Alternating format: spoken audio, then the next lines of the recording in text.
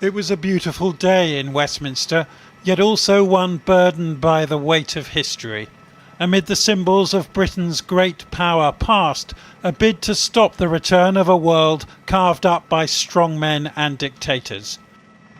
The setting, Lancaster House, where Britain, America and the Soviet Union agreed on the future of Europe at the end of the Second World War. We gather here today because this is a once-in-a-generation moment for the security of Europe, and we all need to stay up. Italy's leader, Giorgia Meloni, came to Downing Street first. Her country is not regarded as whiter than white on defence spending, though she is trying to increase it. She's also the only European leader who attended Donald Trump's inauguration. Well, George, you're very welcome. A key ally in Keir Starmer's drive to get America militarily involved in any ceasefire in Ukraine. And today she didn't mince her words. I think it is very, very important that we avoid the risk that the West divides.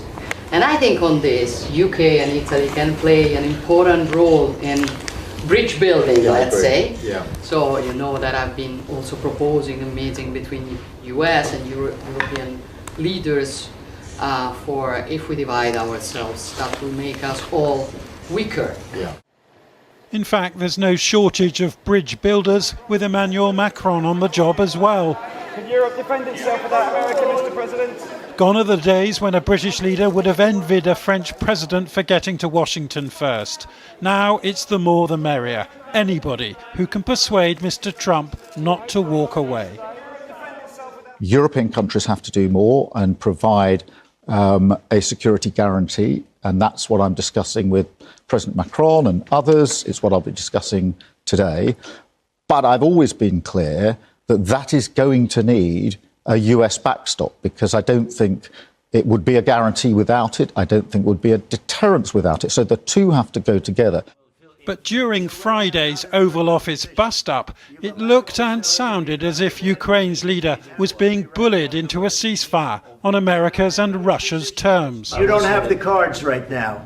With us, you start having cards. Right now, you don't. You're playing cards.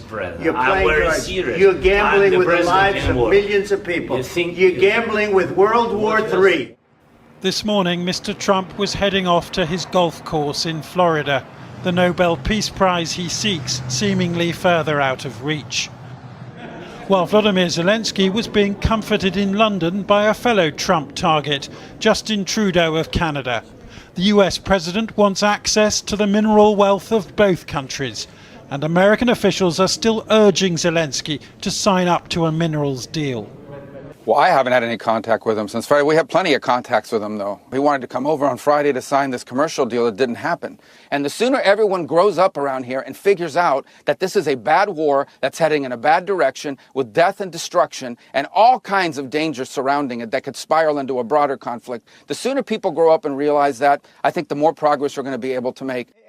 And for those who don't believe in reincarnation, witness Peter Mandelson, now our man in Washington, backing Donald Trump's point of view. George, it is the only show in town.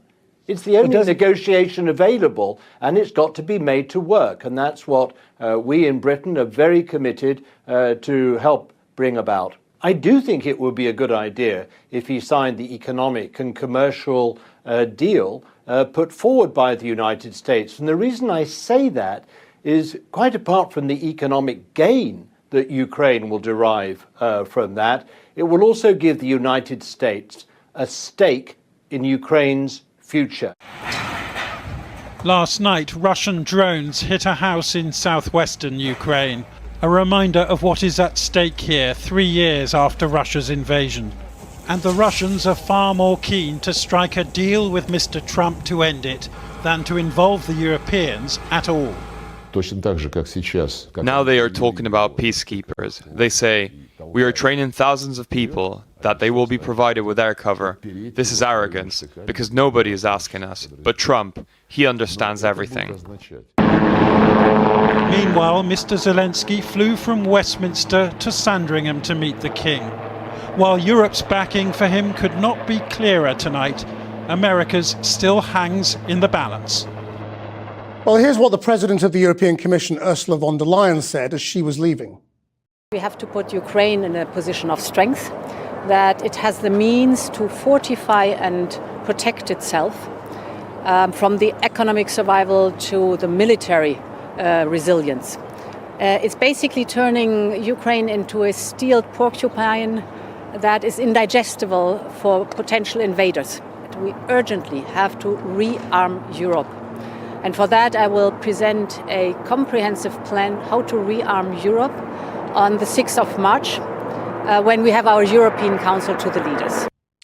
Well, the press conference with Keir Starmer is about to begin any moment, and we'll go to it when he comes out. But in the meantime, let's discuss what's been happening with the Ukrainian MP Alexei Goncharenko and Rachel Ellahus, who's Director General at the think tank RUSI, and who was Principal Director for NATO Policy and Europe at the US Defense Department during President Trump's first term.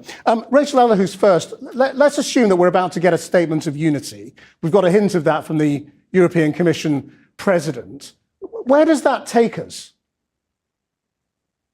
Let me first say that it's really reassuring to see Europeans coming together like this. You had the President of the Commission, the head of NATO, you even had Turkey there, as well as Canada. So this is exactly what many Europeans and Americans have been asking for a long time, is to step up, to take ownership, help Ukraine stay in the fight, begin to rearm Europe. So I think that's the contours of a potential deal that we're seeing here, a commitment for Europe to step up, but to keep Ukraine in the fight until a credible deal's on the table.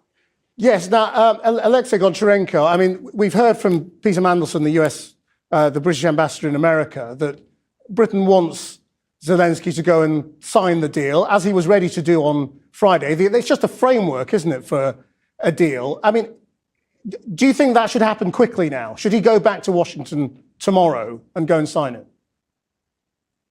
Yeah, if he can come back to Washington tomorrow and to get out of what had happened on Friday, that would be great. We need United States of America. We need it. And we need this country as our key ally. So we can't lose the United States. What had happened on Friday is bad for the United States. It's very bad for Europe, and it's catastrophic for Ukraine. The only one person who was happy is Vladimir Putin. So we need to get out of this as quickly as possible. But you've been very critical of how President Zelensky reacted in that moment. I mean, can he save the day now, or does he need to be replaced? Does he need to go and somebody else take over? You know, it's not a soccer. It's not football where you can just replace some player. He is legitimate president of Ukraine. We can't have elections because we have martial law, and from security point of view, it's just impossible. It's physically impossible to have elections when Russian missiles and drones are falling on the heads of people. And I want to remind you, from 1935 till 1945, there were no elections